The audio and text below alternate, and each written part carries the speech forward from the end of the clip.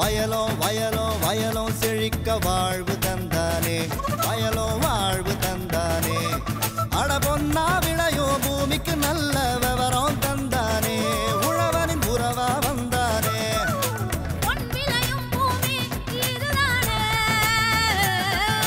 வயலோ வயலோ வயலோ செழிக்க வாழ்வு தந்தானே, வயலோ வாழ்வு தந்தானே. அட பொன்னா விளையோ பூமிக்கு நல்ல விவரம் தந்தானே, உழவனின் உறவா வந்தானே.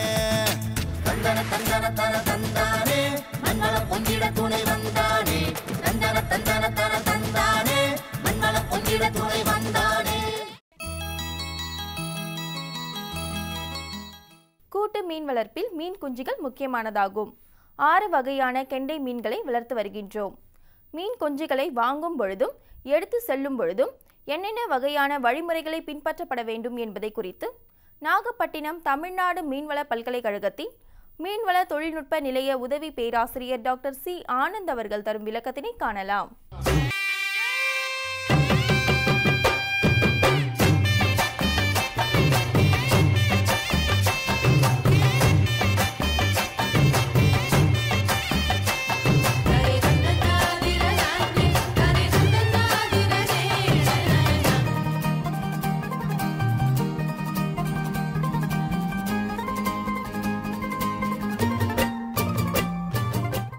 கூட்டு மீன் வளர்ப்பில் மீன் குஞ்சுகள் என்பது மிக மிக முக்கிய ஒரு அம்சம். கூட்டு மீன் வளர்ப்பில் 6 வகையான கெண்டைகளை நாம் பயன்படுத்தி வருகிறோம் என்பது அனைவருக்கும் தெரிந்த ஒன்றாகும். கூட்டு மீன் வளர்ப்பில் நாம் பயன்படுத்தும் கெண்டைகளாவன கட்லா, ரோகு, மிருகால், புல்கெண்டை, சாதா கெண்டை, வெள்ளிக்கெண்டை ஆகும். இந்த கூட்டு மீன் வளர்ப்பு கெண்டைகள் அவற்றிற்கு வேண்டிய குஞ்சுகளை நாம் எப்படி தேர்வு செய்வது, தேர்வு செய்த பின் அந்த குஞ்சுகளை எப்படி பயணித்து கொண்டு சென்று எப்படி இருப்பு செய்வது என்பதை பற்றி நாம் சற்று பார்ப்போம். கூட்டு மீன் வளர்ப்பில் நாம் பயன்படுத்தும் குஞ்சுகள் பெரும்பாலும் தனியார் மீன் குஞ்சு பண்ணைகளும் கிடைக்கின்றன. அரசு மீன் விதை பண்ணைகளில் இந்த குஞ்சு சிறிய அளவிலேயே கிடைக்கின்றன. தனியார் மீன் பண்ணைகளில் இந்த குஞ்சுகள் சிறு விரலிகள் அல்லது பெருவிரலிகள் ஆகிய அளவில் கிடைக்கின்றன. பெரும்பாலும் மீன் குஞ்சு பண்ணைகளில் நாம் செல்லும் பொழுது மீன் குஞ்சுகளை எடுத்து நாம் சற்றே நோக்க வேண்டும். குஞ்சுகள் ஆரோக்கியமாக துடிதுடிப்புடன் நன்றாக நீந்துகின்றனவா என்பதை நாம் பார்க்க வேண்டும். ஆரோக்கியமான குஞ்சுகளை நாம் பெறுவதன் மூலமாகவே சிறப்பாக மகசூலை மீன் குட்டைகளில் அல்லது உங்களுடைய மீன் குளங்களில் பெற முடியும். ஆகவே முதலில் சென்றவுடன் குஞ்சுகளை நீங்கள் ஒரு சிறு கலனில் எடுத்து குஞ்சுகளை நோக்க வேண்டும். நோக்கிய பின் உங்களுக்கு வேண்டிய துடிதுடிப்புடன் அத்தகைய குஞ்சுகள் இருந்தால் அதை நீங்கள் தேர்வு செய்து கொள்ளலாம். தேர்வு செய்த குஞ்சுகளை பெரும்பாலும் பண்ணையாளர்கள் பாலித்தீன் பைகளில் இட்டு அடைத்து கொண்டு செல்வார்கள். பாலித்தீன் பைகளினுடைய அளவு எவ்வளவாக வேண்டுமானாலும் இருக்கலாம். அந்த பாலித்தீன் பையின் அளவில் 33%, அதாவது பையில் 1/3 பங்கு தண்ணீராக இருக்க வேண்டும். மீதமுள்ள 2 பங்குகள் காற்றடிக்கப்படும். 3 பங்கு அளவில் 1 பங்கினை தண்ணீர் ஊற்றி அந்த தண்ணீரில் மீன் குஞ்சுகளை இட வேண்டும். இதில் முக்கியமான அம்சம் ஒன்று பார்த்தீர்களேயானால், நீங்கள் மீன் குஞ்சு பொரிப்பகத்துக்கு செல்லும்போது மீன் குஞ்சுகள் எப்பொழுதும் ஹாப்பா என்று சொல்லக்கூடிய ஒரு சிறு கண்ணியான ஒரு வலைகளில் அவற்றை வைத்திருப்பார்கள். இந்த மீன் குஞ்சுகள் பெரும்பாலும் 10 முதல் 12 மணி நேரம் வரை சுழற்சியில் வைக்கப்பட்டிருக்கும். தண்ணீர் சுழன்று கொண்டு இருக்கும் பொழுது அத்தகைய மீன் குஞ்சுகள் பெரும்பாலும் நீந்தி கொண்டே இருப்பதனால் வயிற்றில் உள்ள கழிவுகள் தண்ணீர் வழியாக வெளியேறி கொண்டே இருக்கும். அவ்வாறு வெளியேற்றப்படுவதனால் வயிறு சுத்தமடைந்து குடல் பகுதியில் உள்ள மலங்கள் எல்லாம் நீக்கப்பட்டு சுத்தத்தன்மையுடன் இருக்கும். இத்தகைய மீன் குஞ்சுகளை நாம் பாலித்தீன் பைகளில் இட்டு கொண்டு சென்றால் பாலித்தீன் பைகளில் உள்ள தண்ணீர் மாசுபடாமல் வெகு தூரம் நாம் கொண்டு செல்ல முடியும்.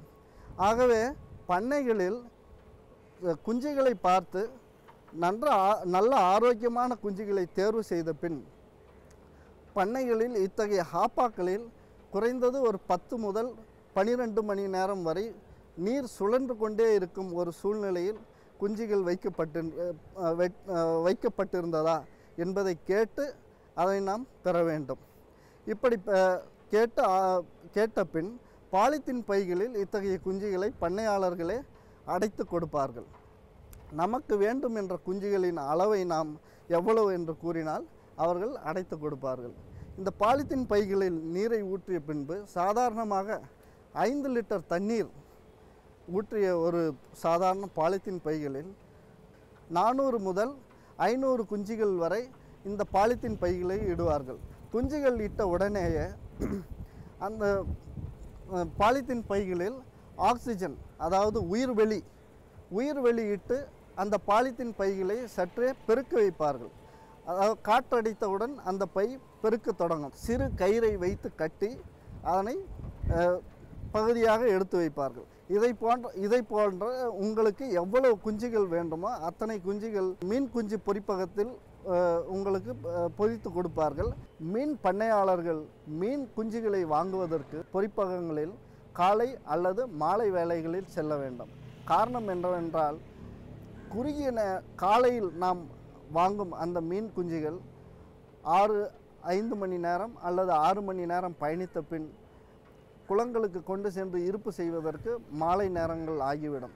மாலையில் சென்றால் இரவு நேரங்களில் அத்தகைய மீன் குஞ்சுகளை கொண்டு போய் நாம் குளங்களில் இருப்பு செய்யலாம்.